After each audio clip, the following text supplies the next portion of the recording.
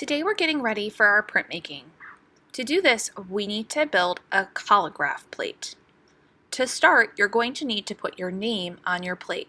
To do this, you're going to grab a name tag, write your name, class, and color on your name tag, and then you're going to have to use some liquid glue to glue it on. Put one dot in each corner of your name tag, flip it over, and you need to press and hold for 10 seconds to make sure your name tag won't fall off. Once your name tag is stuck on, set your name tag and your plate off to the side and make sure you close your glue bottle. Then grab your Collagraph sketchbook and open to the sketch that you did last time that you thought is your favorite. It's time to gather some different materials that you can use for those shapes. One option you have is some geometric foam stickers. They're smaller in size but come in a lot of different shapes.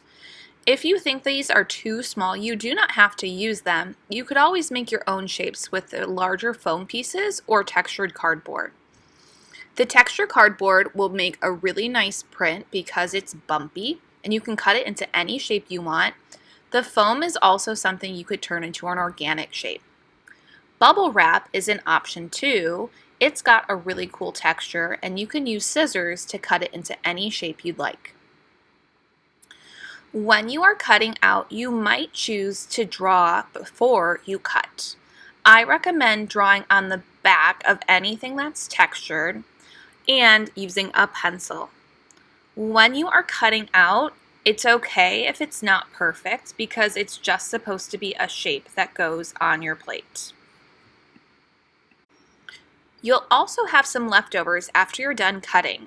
These could be really unexpected shapes that you could use, so don't throw away your scraps. Set them to the side and maybe you'll use them later.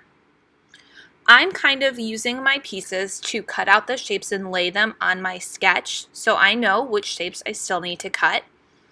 When you are cutting your bubble wrap, you can't really draw on it, so you kind of just have to use it and your scissors to get that shape. And think about keeping bubble wrap shapes a little bit more simple. When you're working with the foam, I think this is best for shapes that are going to be more organic, so you can cut a lot easier in curvy ways for this project or this piece of material.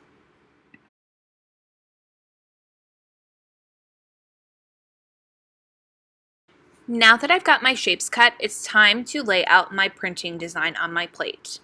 Right now, I'm just designing. I am not gluing. So I'm going to grab my styrofoam, I'm going to lay out my shapes, and remember, this is just you deciding on your design.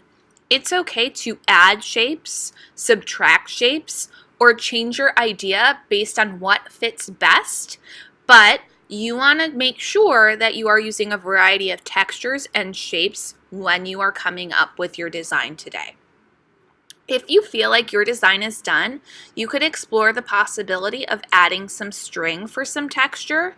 If you would like to do this, you can get some string from the supply area, and you would use glue to attach it. It's going to be a line, not a shape. If your design is done, you need to get approval from Miss Bergman before you glue on your design with liquid glue. Remember, when we use liquid glue, use a dot, not a lot. And when you're done, you need to put your plate on the drying rack. If it's time to clean up and you don't have enough time to glue on all of your shapes, you should slide your shapes into your envelope so you can finish gluing them on next time you come to art. And any extra shapes that you might want to use can go in there for safekeeping, or you can return your scraps so somebody else can use them. If you have time remaining, you should use the video on Google Classroom to help you learn a little bit more about printmaking for our next class. Make sure you have your headphones on for this step and try to find the answers to the questions on the back of your packet.